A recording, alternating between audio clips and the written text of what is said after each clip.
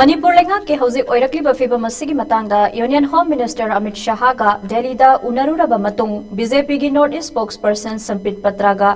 इम्फाल दा हनमिनरखिबा chief minister Nongthombam Biren ngase नुंगथिल रिजाइन तौख्रे चीफ मिनिस्टर नमहा की रिजिग्नेशन लेटर अदु Sambit Patra state BJP president ए सरदा अमदी मणिपुर लेंगाक की एमएलए मिनिस्टर खरगा लोइनना राजभवन दा चतुना गवर्नर दा हकथेंगना खुसिनखिबने पनबयाबदी chief minister N Biren ngarang numidang pung 8 makhairom taba adwaida union home minister Amit Shah गा उननबा दिल्ली की दमकता इम्फाल थादोखिबने